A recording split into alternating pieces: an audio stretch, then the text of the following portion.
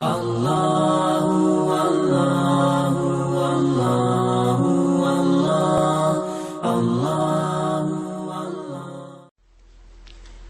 للہ وکفا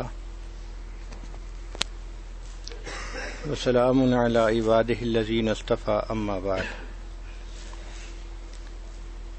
آج جس حکم کی تفصیل کی جائے گی وہ ہے ما بسقت اغصان و ذل الا علی بذر طمع، کہ ذلت کی شاخیں نہیں بڑھتی نہیں پھیلتی سوائے طمع کے بیج کے، یعنی جہاں طمع کا بیج ہوتا ہے نا پھر وہاں ذلت کی شاخیں پھیلنی شروع ہو جاتی ہیں۔ فرماتے ہیں انت حر مما انت علیہ عائس، جس سے تو بے طمع ہے، مایوس ہے، تو اس سے آزاد ہے۔ وعبد لما انت لہ طامع، اور جس کا تو طمع رکھتا ہے اس کا تو غلام ہے۔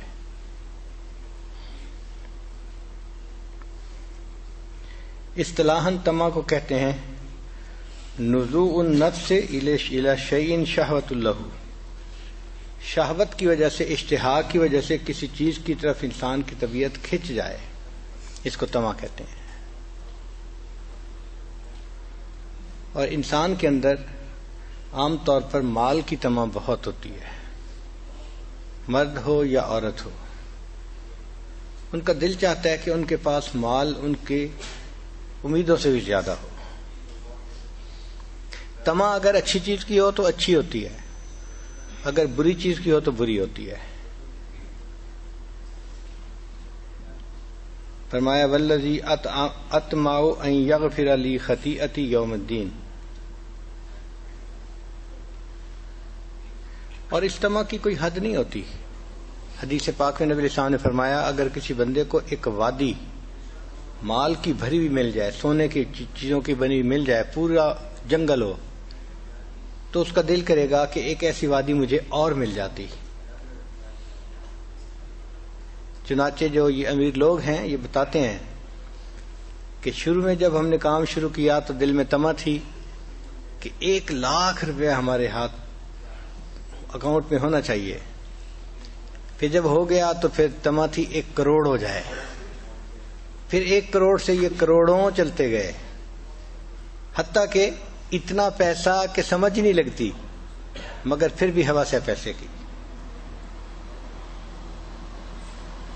لا یزال قلب الکبیر شابا فی اثنتین، بوڑھے بندے کا دل 2 چیزوں میں بوڑھا نہیں ہوتا، فی حب الدنیا، ایک دنیا کی محبت میں، وطول العمل، اور لمبی امیدیں باندھنے میں۔ 2 کاموں میں بوڑھے بندے کا دل بوڑھا نہیں ہوتا۔ ہمیں ایک مرتبہ اس کا تجربہ ہوا، اللہ کی شان کے حج کے سفر پہ تھے اور عرفات میں بیٹھے ہوئے تھے، تو ہمارے ساتھ ایک بڑے میاں تھے، وہ بھی حج کر رہے تھے، سفید بال تھے ان کے۔ تو کسی نے ان سے پوچھ لیا کہ بڑے میاں آپ کی عمر کتنی ہوگی؟ تو کہتے ہیں کہ سچ بتاؤں؟ میں نے کہا، کہتے ہیں کہ عمر میری جتنی بھی ہے نا، میرا دل 24 سے اوپر نہیں گیا۔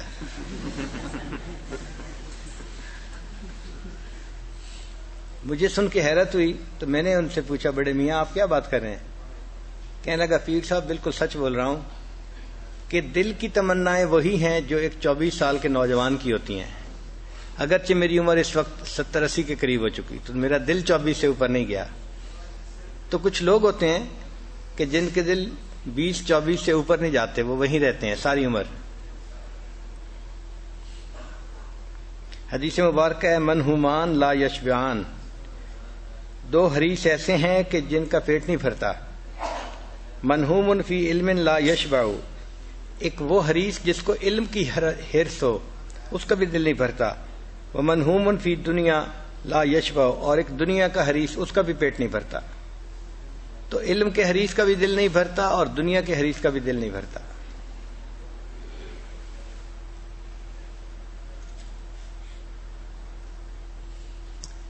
کہتے ہیں کہ آسمان پر جو سب سے پہلا گناہ ہوا وہ طمع کی وجہ سے ہوا۔ وہ کیسے؟ کہ شیطان نے حضرت آدم علیہ السلام کو بتلایا کہ اگر آپ اس درخت کا پتا کھا لیں گے تو آپ ہمیشہ ہمیشہ جنت ہی میں رہیں گے. اب یہ چیز اچھی لگی کہ ہم ہمیشہ ہمیشہ اللہ کے قرب میں جنت میں رہیں، نعمتوں میں رہیں، تو اس کی وجہ سے اس کو کھا لیا. ورنہ آدم علیہ السلام کا ارادہ نافرمانی کا نہیں تھا.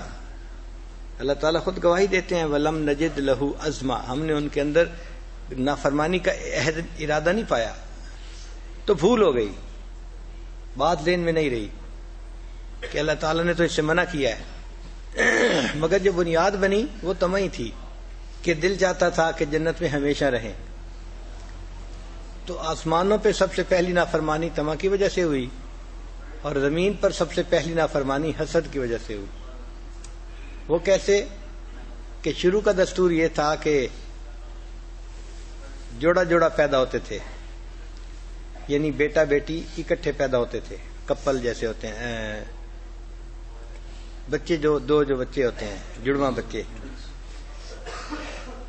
تو دستور یہ تھا کہ جو اکٹھا پیدا ہوتے تھے ان میں سے ایک لڑکی، اور جو دوسری دفعہ پیدا ہوتے تھے ان میں سے لڑکا، ان کا آپس میں نکاح ہوتا تھا، اور دوسرے لڑکے کا پہلے والی لڑکی سے نکاح ہوتا تھا. اب آدم علیہ السلام کے 2 بیٹے تھے. ایک بیٹے کی بیوی جو تھی وہ بہت خوبصورت تھی، دوسرے کی کم ہوگی ذرا. اب اس کو حسد پیدا ہو گیا کہ میری بیوی خوبصورت کیوں نہیں ہے. اس نے اپنے بھائی کو بتا دیا کہ میں تمہیں قتل کر دوں گا، بھائی جب قتل کر دوں گا تو اس کی بیوی کو میں لے لوں گا. مقصد اس کا یہ تھا. مگر دوسرا بھائی نیک تھا، اس نے کہا لئن بسطت الی یدک لتقتلنی ما انا بباسط یدی الیک لاقتلک انی اخاف اللہ رب العالمین، میں اللہ سے ڈرتا ہوں، تو اگر ہاتھ اٹھائے گا بھی صحیح نا مجھے قتل کرنے کے لیے تو میں نہیں ہاتھ بڑھاؤں گا. تو حسد کی وجہ سے بھائی نے بھائی کو قتل کر دیا. تو دنیا میں سب سے پہلا گناہ حسد کی وجہ سے ہوا، اور عرش پہ سب سے پہلا گناہ وہ طمع کی وجہ سے ہوا. اگر طمع نہ ہوتی تو کوئی پرندہ جال میں نہ پھنستا. کھانے کی طمع ہی ہوتی ہے نا کہ جس کی وجہ سے جال میں پھنس جاتے ہیں. اور بہت سارے گناہوں کی بنیاد طمع ہی ہوتی ہے. اس لیے اللہ تعالیٰ سے پناہ مانگنی چاہیے، اللہ ہمیں طمع سے محفوظ فرمائے.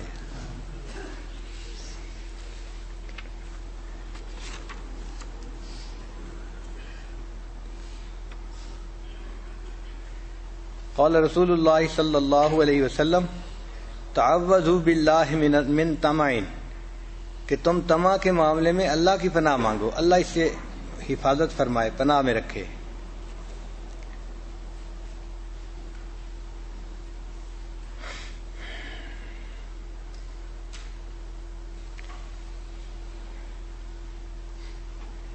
ایک ہوتی ہے انسان کی نیڈ، یعنی ضرورت، شریعت نے اس کو پورا کرنے کا حکم دے دیا، اجازت دے دی، ہاں بھئی اپنی ضرورت کو پورا کرو. ایک ہوتی ہے گریڈ، گریڈ کہتے ہیں لالچ کو، طمع کو. اس کو روک دیا، کیونکہ اس دنیا میں انسان کی گریڈ پوری نہیں ہو سکتی. تو انسان ایسی ٹیمپٹیشن کو روکے جو اس کو شریعت کی باؤنڈری سے باہر لے کے جائے.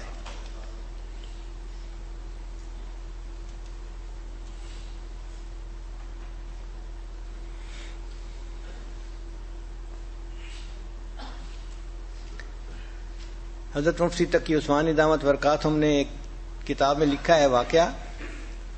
وہ فرماتے تھے کہ ایک زمانے میں ایک آدمی تھا جو بہت طمع تھی اس میں، اس کا نام تھا اشعب طامع. بہت طمع تھی اس کو، حریص تھا. چنانچہ وہ جس جگہ دیکھتا کہ شادی کی دعوت ہے تو خود ہی پہنچ جایا کرتا تھا. اب خود ہی پہنچ جانا یہ بھی برا ہے، بن بلائے پہنچ جائے، مان نہ مان میں تیرا مہمان.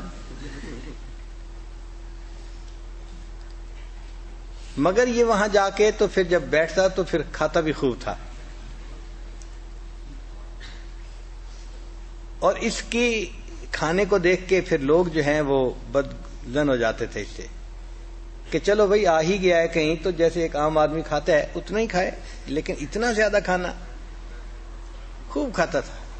حتیٰ کہ لوگوں نے اس کو اپنی شادیوں پہ کے بارے میں بتانا ہی چھوڑ دیا، لیکن پھر بھی یہ خبر رکھتا تھا اور کسی نہ کسی طرح شادی کی دعوت میں پہنچ جاتا تھا۔ ایک گھر والے بہت تنگ تھے اس سے، انہوں نے سوچا کہ ہم 4 دیواری کے اندر دعوت کریں گے اور اس کا دروازہ بند رکھیں گے، اور دیواریں اونچی اونچی ہیں تو گھر کے لوگ مرد عورتیں گھر کے اندر ہوں گے، پردہ بھی رہے گا، اور پھر یہ اشب اور اس جیسے اور جو لوگ ہیں ان سے بھی جان چھوٹ جائے گی۔ اب جب اندر دعوت شروع ہوئی تو ہمارے ہاں تو ماشاءاللہ قورمے کی مہک دور دور تک جاتی ہے، یا پلاؤ پکا ہوا ہو تو اس کی مہک دور دور تک جاتی ہے۔ تو یہ گلی سے گزرا، پتہ چل گیا اس کو کہ اس گھر میں کھانا پینا چل رہا ہے۔ اب بہت اس نے کوشش کی کہ کہیں سے دیکھے کہ اندر کیا ہو رہا ہے، نظر نہیں آتا تھا، دروازہ بند تھا، کھٹکھٹایا، دروازہ کھولتا کوئی نہیں تھا۔ سوچتا رہا کیا کروں، پھر اس کو خیال آیا تو یہ ایک سیڑھی اٹھا کے لے آیا، اور سیڑھی اس نے گھر کی دیوار کے ساتھ لگا دی، اور سیڑھی کے اوپر چڑھ کے اوپر بیٹھ کے دیکھنے لگ گیا۔ اب گھر والوں کو برا لگا کہ کھانے میں مرد بھی ہیں، گھر کی عورتیں بھی ہیں، اور یہ صاحب جو ہیں یہ دیوار کے اوپر بیٹھے ہوئے سب کو دیکھ رہے ہیں۔ تو ان میں سے کسی نے اس کو ڈانٹا کہ بھئی پردے دار عورتیں ہیں، تم کیا بدتمیزی کر رہے ہو، کیوں یہاں بیٹھے ہو؟ تو جب اس نے ڈانٹا تو اس نے جواب دیا کہ وَمَا لَنَا فِي بَنَاتِكَ مِنْ حَقٍّ وَإِنَّكَ لَتَعْلَمُ مَا نُرِيدُ، کہ میرا تمہاری گھر کی عورتوں سے کوئی واسطہ نہیں ہے، تمہیں پتہ ہے میں جو چاہتا ہوں۔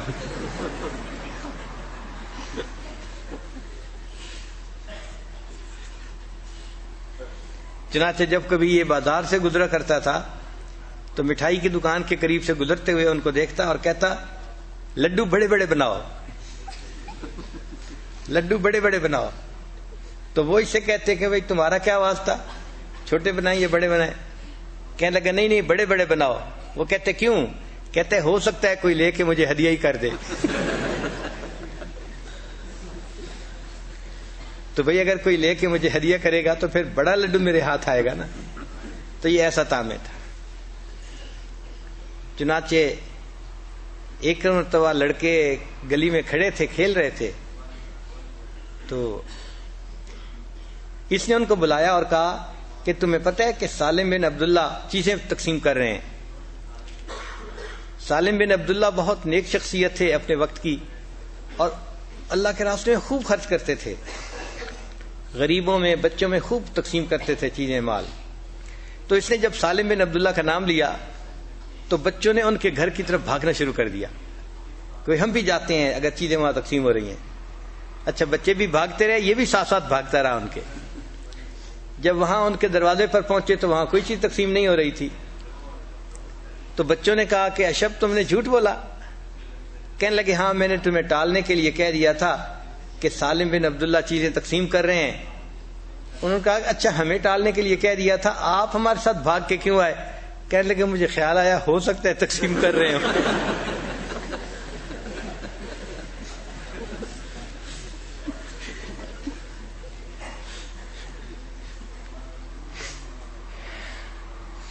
تو ایسی طمع جو انسان کو ذلیل کرے یہ انتہائی بری چیز ہوتی۔ دنیا کی طمع تو بالکل دل میں نہیں ہونی چاہیے۔ یہ یقین دل میں رکھیں کہ جو ہمارا مقدر ہے وہ ہمیں پہنچ کے رہنا ہے۔ ہم نانا بھی کریں گے نا تو اللہ تعالیٰ اس رزق کو پھر بھی پہنچائیں گے۔ اس لیے دل میں طمع نہ ہو۔ انسان دین کا کام خاص طور پر جب کرے تو بے طمع ہو کر کرے، اللہ کی رضا کے لیے کرے۔ چنانچہ ایک حدیث پاک کا مفہوم ہے کہ اللہ تعالیٰ نے دنیا کو حکم دیا کہ اے دنیا جو تجھ سے بے رغبت ہو تو اس کی خادمہ بن جا، جو تجھ سے بے رغبت ہو تو اس کی خادمہ بن جا، اور جو تیری طرف رغبت کرے تو اسے اپنا غلام بنا لے۔ جو انسان دنیا کے پیچھے بھاگتا ہے دنیا آگے بھاگتی ہے، اور جو دنیا سے منہ پھیر کے جاتا ہے دنیا اس کے پیچھے پیچھے آتی ہے۔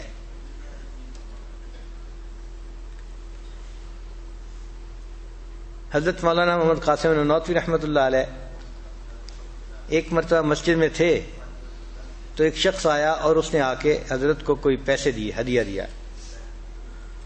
حضرت کی عادت تھی کہ اگر کوئی بندہ ہدیہ دیتا اور احسان بھی مانتا کہ ہدیہ قبول کر لیا تو لے لیتے تھے، اور جو احسان جتلا کے ہدیہ دیتا اس کا ہدیہ نہیں لیتے تھے۔ اس نے کوئی ایسی بات کر دی کہ جیسے احسان جتلاتا ہے بندہ، تو حضرت نے منع کر دیا کہ نہیں مجھے یہ ہدیہ نہیں چاہیے۔ اس نے بڑی محنت کی، بڑی محنت سماجت کی، حضرت نے نہیں لیا۔ خیر جب نہیں لیا تو وہ اٹھ کے چلا گیا۔ جب اٹھ کے چلا گیا تو جاتے ہوئے اس نے دیکھا کہ مسجد کے باہر، صحن کے باہر حضرت کے جوتے پڑے ہوئے تھے، بند جوتے ہوتے ہیں نا، اس طرح کے جوتے پڑے ہوئے تھے۔ تو اس کے دل میں خیال آیا انہوں نے مجھ سے ہدیہ تو نہیں قبول کیا، چلو یہ پیسے میں ان کے جوتے میں ڈال دیتا ہوں۔ وہ چاندی کے روپے تھے، اس نے وہ پیسے حضرت کے جوتے میں ڈال دیے۔ حضرت جب فارغ ہوئے اور گھر جانے لگے، جب آئے اور جوتا پہننے لگے تو جوتے کے اندر پیسے نکال کے دیکھا تو یہ وہی پیسے تھے جو وہ بندہ دینا چاہتا تھا۔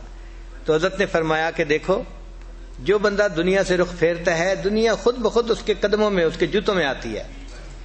تو اللہ تعالیٰ بندے کو نعمتیں دیتے ہیں، لیکن اگر بے تما ہوگا تو جوتوں میں آئیں گی، اور اگر تما کرے گا تو یہ چیزیں نہیں ملیں گی۔ حضرت اقدس تھانوی رحمۃ اللہ کا واقعہ ہے کہ ایک آدمی تھا، اس نے اس زمانے میں جب استاد کی تنخواہ 2 روپے 3 روپے مہینے کی ہوتی تھی، مہینے کی تنخواہ 2 روپے یا 3 روپے ہوتی تھی، اس زمانے میں اس نے حضرت کو 1 لاکھ روپے ہدیہ بھیجا، لیکن خط لکھا تو اس میں اس نے کوئی ایسا لفظ لکھ دیا جس سے محسوس ہوتا تھا کہ یہ احسان جتلا رہا ہے۔ تو جب حضرت کو ملا تو حضرت نے اس کو واپس بھیج دیا۔ اب اس پہ اس کو بڑا غصہ آیا کہ میں نے 1 لاکھ روپے ہدیہ بھیجا اور حضرت نے واپس کر دیا۔ تو اس نے حضرت کو خط لکھا، حضرت آپ کو ایسا مرید نہیں ملے گا جو آپ کو 1 لاکھ ہدیہ جو پیش کرے، ایسا مرید نہیں ملے گا۔ تو حضرت نے اسی کے اوپر جواب لکھا کہ تمہیں بھی ایسا پیر نہیں ملے گا جو تمہارے 1 لاکھ روپے کو ٹھکرا دے۔ تو واقعی بات سچی ہے کہ یہ اللہ والے ایسے استغنا سے کام کرتے ہیں کہ دنیا داروں کو تو قدموں میں بٹھا دیتے ہیں۔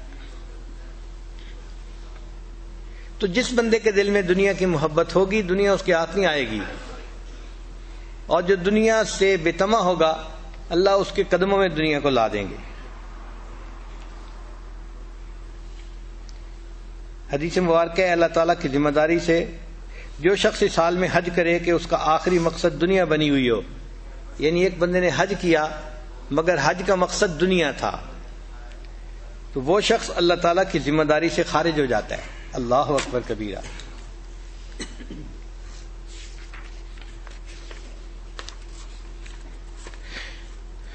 پھر آگے فرمایا کہ طمع علم کو زائل کرتی ہے۔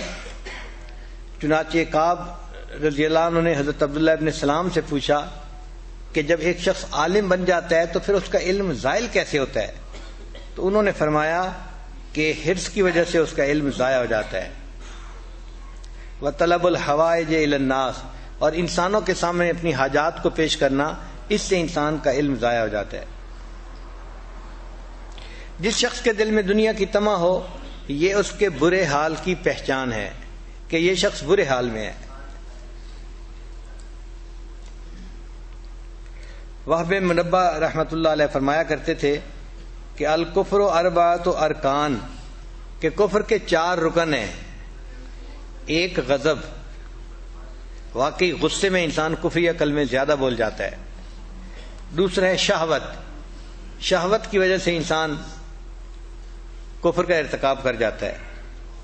تیسرا ہے خوف، خوف کی وجہ سے بھی انسان کفر کے کلمے بولتا ہے۔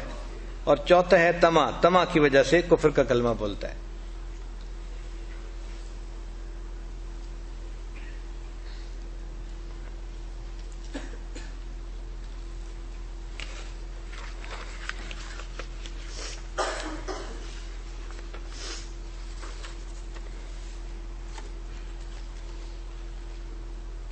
چنانچہ ایک آدمی کے اندر طمع کے نشانیاں کیا ہو سکتی ہیں، سائنز آف گریڈ کیا ہوتی ہیں۔ پہلی بات کہ دے فلیٹر دی ویلدی پیپل، وہ لوگ جو مالدار لوگ ہوتے ہیں نا، تو طمع کرنے والا بندہ ان کی خوب خوشامد کرتا ہے، مالدار لوگوں کی، کیونکہ اس کے دل میں طمع ہوتی ہے۔ تو مالدار لوگوں کی خوشامد کرنا یہ طمع کی نشانی ہے.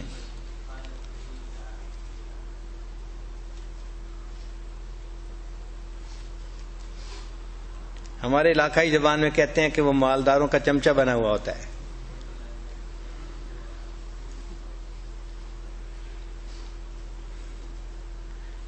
ہمارے ایک دوست ہیں میجر رفیق صاحب، انہوں نے اپنے گھر دعوت دی اور بہت خوب دسترخوان انہوں نے سجایا. اپنا اپنا طریقہ ہوتا ہے گھر والوں کا کھانے لگانے، برتن رکھنے، سجانے کا، مگر انہوں نے بہت اچھا دسترخوان جو ہے نا لگایا ہوا تھا، کھانا بھی رکھے ہوئے تھے. اچھا، چمچ رکھنے کے مختلف انداز ہیں. کئی لوگ تو دسترخوان کے اوپر لمبے لٹا دیتے ہیں چمچ پلیٹوں کے ساتھ ساتھ، اور کئی جگہوں پہ ایک گلاس نما کوئی برتن سا ہوتا ہے اس کے اندر رکھ دیتے ہیں تاکہ جس نے لینے ہو وہ لے لیں، اور کئی جگہوں پہ کوئی باسکٹ ہوتی ہے اس میں رکھ دیتے ہیں. میجر صاحب کے یہاں ہم نے دیکھا کہ ایک سٹینڈ تھا اور اس کے چاروں طرف جو ہے وہ آرم بنے ہوئے تھے، اور جو چمچ تھے نا ان سب چمچ کے ہینڈل جو تھے پکڑنے کی جگہ اس کے اینڈ پہ ایک سوراخ تھا بہت خوبصورت سا، اور وہ سوراخ سے چمچ اس میں ڈال دیے گئے تھے. تو سارے چمچ ایک ہی جگہ سمٹ گئے تھے، بڑے سائز کے الگ، چھوٹے کے الگ، اور سویٹس کھانے والے اور چھوٹے اس سے الگ. تو خیر ہم نے کھانا کھایا تو کسی وجہ سے میجر صاحب کا دل بڑا پریشان تھا. ان کا کوئی گیس اسٹیشن تھا، اس کا کوئی مسئلہ تھا، تو بہت پریشان حال تھے. تو مجھے بار بار کہہ رہے تھے جی میرا دل بہت پریشان ہے، آپ دعا کریں. اب میں نے سوچا کہ کسی طرح ان کی پریشانی کو ختم کیا جائے تاکہ ان کا دل خوش ہو جائے. تو میں نے کہا میجر صاحب آپ کے یہاں میں پہلی مرتبہ دعوت کے لیے آیا ہوں، مگر آپ کے گھر میں ایک بات مجھے بہت اچھی لگی ہے. تو کہنے لگے کون سی؟ میں نے کہا یہ دیکھیں دسترخوان پہ آپ نے تمام چمچوں کو الٹا لٹکایا ہوا ہے.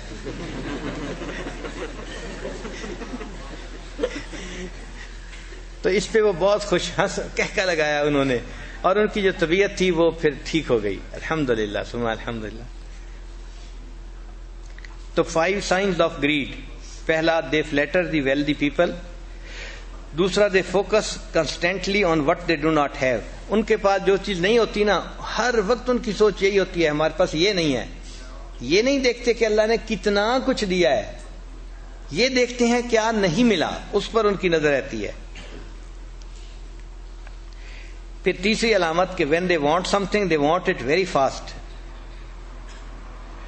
اگر ان کو کوئی چیز چاہیے ہوتی ہے تو وہ بہت جلدی کرتے ہیں کہ شارٹ کٹ میں وہ چیز مل جائے. چنانچہ ان کی ہر وقت کوشش ہوتی ہے کریڈٹ کارڈ استعمال کرو اور جلدی سے چیز لے لو، اور یہ نہیں دیکھتے کہ کریڈٹ کارڈ سے ایسا بھی آئے گا کہ سود دینا پڑے گا، قرضہ سر کے اوپر چڑھ جائے گا، اس کی ان کو فکر نہیں ہوتی. They compromise their integrity and values to get what they want. وہ اپنی انٹیگریٹی کو بھی داؤ پہ لگا دیتے ہیں مال پیسے کی خاطر. پھر they do not have contentment. ان کے اندر کنٹینٹمنٹ نہیں ہوتی. So are always restless. اس لیے ان کو ہمیشہ بے قراری سی ہوتی ہے طبیعت کے اندر، سکون نہیں ہوتا ان کے. تو یہ نشانیاں ہیں انسان کے اندر کہ اس کے اندر طمع ہے یا نہیں. پھر انسان اگر طمع سے پاک ہو جائے، جان چھڑا لے، اس کے بہت سارے فوائد ہیں. قال عمر بن الخطاب، حضرت عمر بن الخطاب فرماتے ہیں قد افلح من حفظ من ثلاث، کہ جو بندہ 3 چیزوں سے جس کی حفاظت ہو گئی وہ بندہ فلاح پا گیا. ایک طمع سے، والہوا اور خواہشات پرستی سے، والغضب اور غصے سے. یہ 3 بہت بری بیماریاں ہیں. جس بندے کی ان بیماریوں سے جان چھوٹ گئی وہ فلاح پا گیا. پھر حدیث مبارکہ ہے کہ دنیا سے بے رغبتی جسم و قلب کے لیے راحت ہے. تو جس بندے کے اندر بے رغبتی ہوگی اس کو راحت نصیب ہوگی. ایک حدیث مبارکہ ہے نبی علیہ السلام نے فرمایا ام المومنین عائشہ رضی اللہ عنہا کو، اے عائشہ اگر تم مجھ سے قیامت کے دن ملنا چاہتی ہو تو دنیا میں مسافر کے سامان کے برابر پر اکتفا کرنا، پیوند لگنے سے پہلے کپڑے کو نہ چھوڑنا، اور مالداروں کی صحبت سے بچتے رہنا. 3 نصیحتیں فرمائی ام المومنین کو.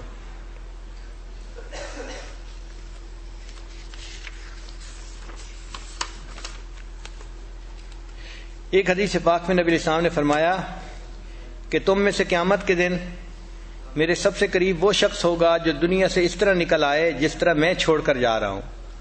یعنی دنیا سے جو بے رغبت ہوگا اور بے طمع ہوگا وہ قیامت کے دن میرے سب سے زیادہ قریب ہوگا. چنانچہ ایک حدیث ہے کہ ایک صحابی نے پوچھا، اے اللہ کے حبیب صلی اللہ علیہ وسلم، مجھے کوئی عمل بتا دیجئے کہ میں خالق اور مخلوق دونوں کا محبوب ہو جاؤں. کوئی ایسا عمل بتا دیجئے کہ میں خالق اور مخلوق دونوں کا محبوب بن جاؤں. تو نبی صاحب نے فرمایا کہ دنیا کی طمع دل سے نکال دو، تم خالق کے محبوب بن جاؤ گے، اور اپنے مال کو مخلوق کے اوپر خوب خرچ کرو، مخلوق کے محبوب بن جاؤ گے. تو جس کے اندر طمع نہ ہو اور وہ اپنے مال کو اللہ کی مخلوق پہ خرچ کرے، وہ خالق کا بھی محبوب اور مخلوق کا بھی محبوب.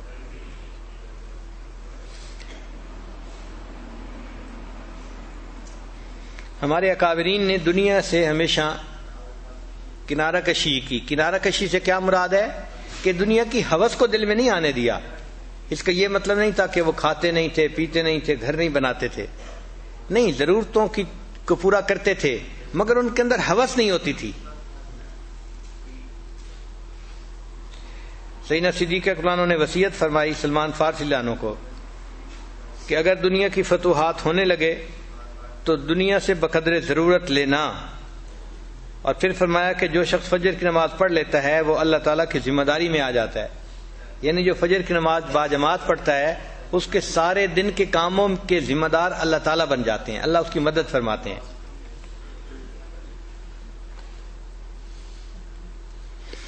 فضیل بن عیاض رحمۃ اللہ علیہ فرماتے تھے اگر ساری زمین خزانوں سمیت حلال طریقے سے مجھے ملے تب بھی میں اس طرح اس سے نفرت کروں گا جس طرح تم مردہ بکری سے نفرت کرتے ہو. اب یہ اس بات سمجھنی ذرا مشکل ہے کہ دنیا سارے خزانوں سمیت حلال طریقے سے مل جائے پھر بھی میں نفرت کروں گا. اس کا کیا معنی بھائی اس کی وجہ یہ ہے کہ اتنی دنیا اگر ہوگی تو قیامت کے دن اس کا حساب بھی تو دینا پڑے گا نا. تو وہ ڈرتے تھے کہ ہم قیامت کے دن حساب کے قابل نہیں ہیں، ہم اس انتظار میں کھڑے نہیں ہو سکتے، تو اس لیے ہمیں دنیا چاہیے ہی نہیں، بس ضرورت ہو تو اتنی چاہیے. نبی علیہ السلام نے دعا بھی فرمائی، اے اللہ آل محمد کا اتنا رزق بنا کہ ایک دن مجھے ملے تو میں کھاؤں اور آپ کا شکر ادا کروں، اور دوسرے دن مجھے نہ ملے تو میں صبر کروں، اس کے ایک دن شکر کروں ایک دن صبر کروں، بس اتنا مجھے دے. مال کے نقصانات میں سے ایک بڑا نقصان یہ ہے کہ بندے کا مرنے کو دل نہیں چاہتا، مرنے سے دل گھبراتا ہے. بھائی دیکھیں جس کی ہر خواہش پوری ہو رہی ہے، ٹھاٹھ کی زندگی ہے، کاریں ہیں، بہاریں ہیں، روٹی ہے، بوٹی ہے، وہ کیوں مرنے کی جو ہے نا وہ ارادہ کرے گا؟ وہ تو گھبرائے گا نا مرنے سے. تو مال کا ایک اثر یہ ہے کہ مرنے سے دل گھبراتا ہے، اور قیامت کے دن پھر اس کا جو حساب دینا پڑے گا وہ تو ایک الگ چیز ہے. حدیث پاک میں ہے قیامت کے دن اس امت کے جو غریب لوگ ہوں گے وہ امت کے امیروں سے 500 سال پہلے جنت میں داخل کر دیے جائیں گے.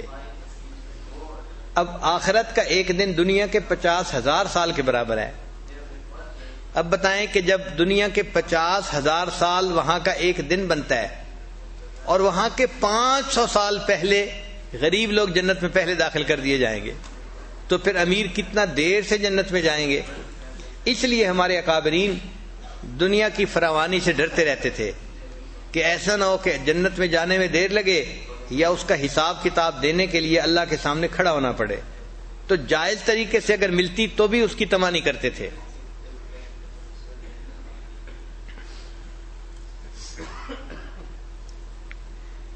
علماء نے لکھا ہے کہ دنیا کو دنیا اس لیے کہتے ہیں کہ یہ انتہائی گھٹیا ہوتی ہے، اور مال کو مال اس لیے کہتے ہیں عربی زبان میں کہ یہ بالآخر انسان کو لے ڈوبتا ہے، کشتی کو ڈبو دیتا ہے.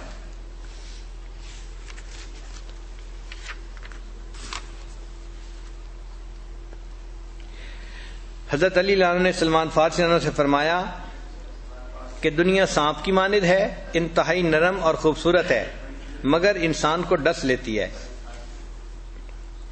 اب انسان کے اندر سے یہ ہوس حرص کیسے نکلے، طمع کیسے نکلے، اس کا علاج بھی ہمارے مشائخ نے بتایا. پہلی بات موت کو کثرت سے یاد کرنا. جب موت کو کثرت سے یاد کریں گے تو پھر دنیا کی طمع دل سے نکل جائے گی. پھر دوسری بات فضول خرچی سے بچے. تیسری بات غریبوں کے ساتھ بیٹھے اٹھے. غریبوں سے دوستی رکھنا یہ دل میں دنیا کی محبت نہ ہونے کی علامت ہوتی ہے.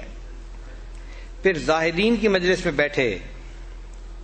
اور ایک یہ کہ پسندیدہ چیز کو اللہ کے راستے میں صدقہ کرے. جو چیز زیادہ پسند ہو وہ اللہ کے راستے میں زیادہ صدقہ کرے تاکہ دل سے دنیا کی محبت چلی جائے.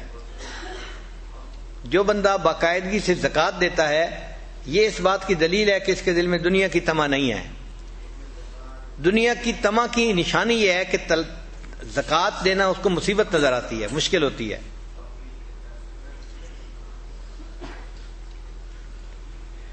ہمارے سلسلہ کے ایک بزرگ تھے مرزا مظہر جان جانا رحمۃ اللہ علیہ. وقت کا بادشاہ ان کا بہت عقیدت مند تھا. تو آیا اور اس نے کہا کہ حضرت میں آپ کو اپنے ملک کی جو فلاں فلاں زمینیں ہیں نا جاگیر کے طور پہ یہ ہدیہ دیتا ہوں. تو حضرت نے منع کر دیا. اس نے پوچھا کہ آپ منع کیوں کر رہے ہیں؟ حضرت نے فرمایا دیکھو اللہ تعالیٰ نے پوری دنیا کو فرمایا ہے متاع قلیل، یہ تھوڑی سی متاع ہے. تو اللہ نے پوری دنیا کو قلیل کہا ہے اور اس پوری دنیا میں سے جو آپ کی حکومت ہے وہ بھی تھوڑی سی ہے تو وہ اور قلیل ہو گئی. اور جو آپ کی حکومت ہے اس میں سے بھی آپ تھوڑا سا حصہ مجھے دے رہے ہیں تو اتنا تھوڑا لیتے ہوئے مجھے شرم آتی ہے. اتنا تھوڑا لیتے ہوئے مجھے شرم آتی ہے، عقل لیتے ہوئے مجھے شرم آتی ہے. ایک مرتبہ حضرت سلیمان علیہ الصلوۃ والسلام اپنے لشکر کے ساتھ جا رہے تھے. تخت کے اوپر بیٹھے تھے اور تخت ہوا میں اڑ رہا تھا. جیسے آج کل ہوائی جہاز اڑتے ہیں نا تو حضرت سلیمان علیہ السلام کا تخت بھی ہوائی جہاز کی مانند ایسا سمجھ لیں کہ اس پہ انسان بھی بیٹھ جاتے تھے، سامان بھی آ جاتا تھا اور وہ ہوا میں اڑتا تھا. تو کسی نے دیکھا تو وہ بڑا حیران ہوا. تو اس کو جواب ملا کہ سلیمان علیہ السلام کے اس تخت سے زیادہ بہتر ہے کہ تو ایک مرتبہ سبحان اللہ پڑھ لے. یہ تخت ایک دن ختم ہو جائے گا اور سبحان اللہ پڑھنے کا ثواب کبھی ختم نہیں ہوگا.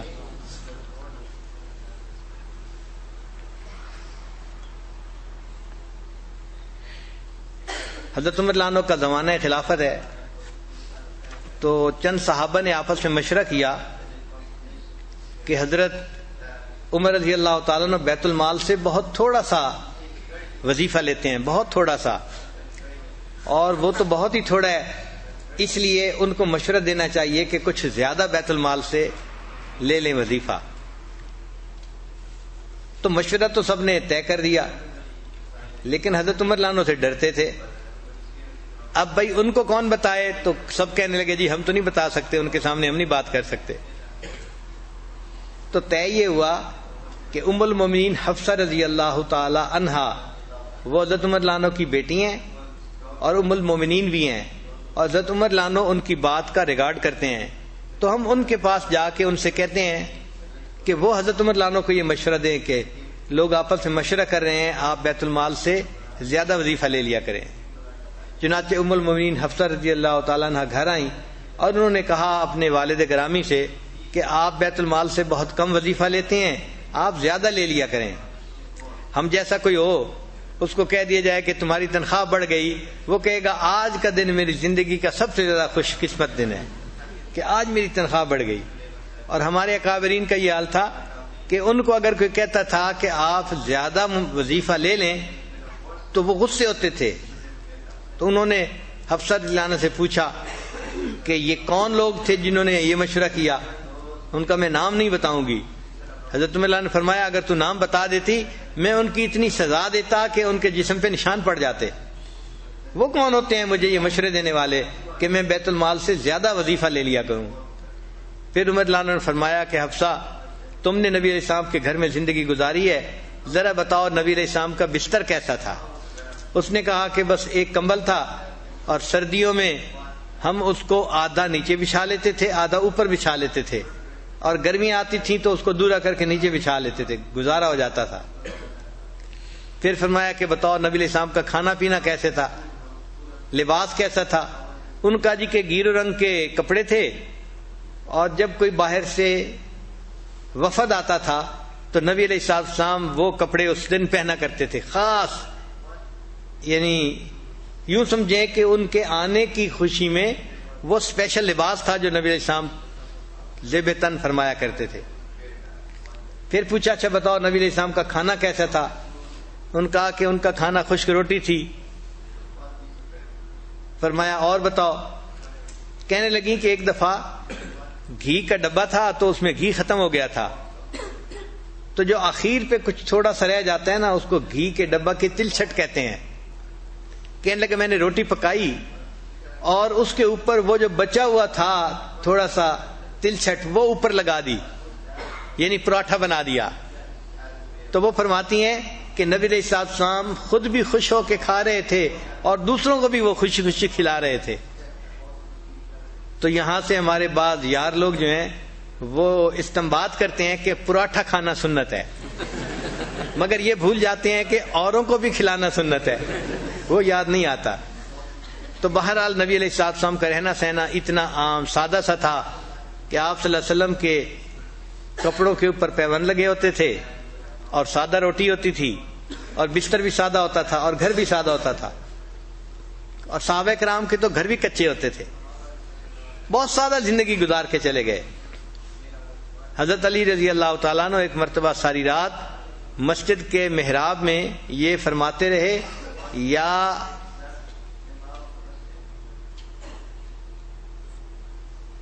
یا صفرا یا بیضا غر غیری، اے سونا اے چاندی میرے غیر کو دھوکہ دے، میں تیرے دھوکے میں آنے والا نہیں ہوں۔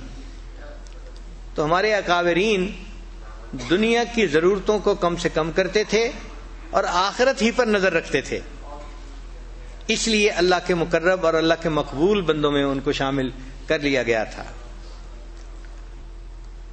وآخر دعوانا ان الحمد للہ رب العالمین۔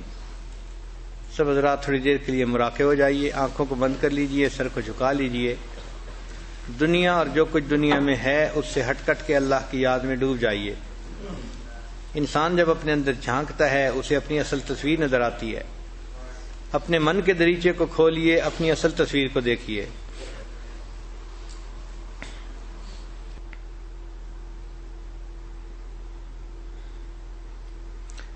لا الہ الا اللہ محمد رسول اللہ۔ دعا کر لیجئے۔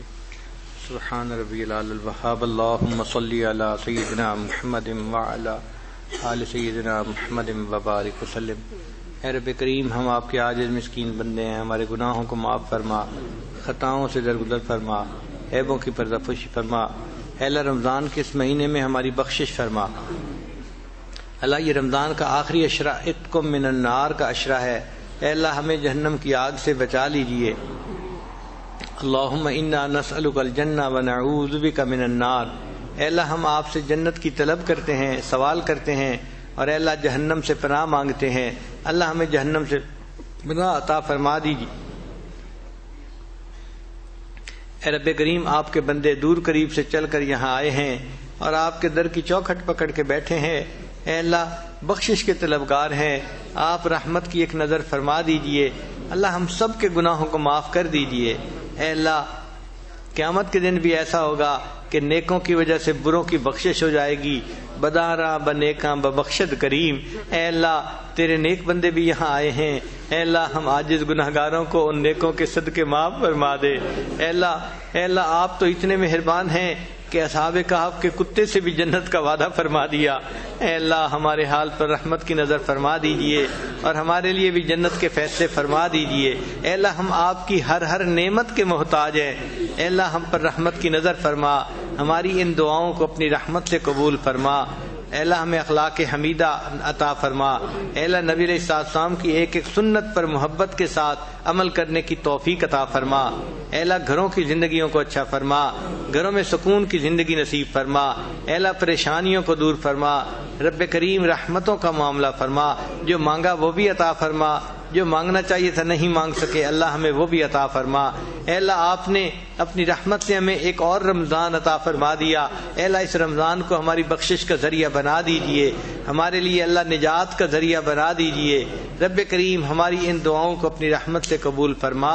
ربنا تقبل منا انک انت السمیع العلیم تب علینا انک انت التواب الرحیم صلی اللہ تعالی علی حبیبہ سیدنا محمد وآلہ واصحابہ اجمعین برحمتک یا ارحم الراحمین.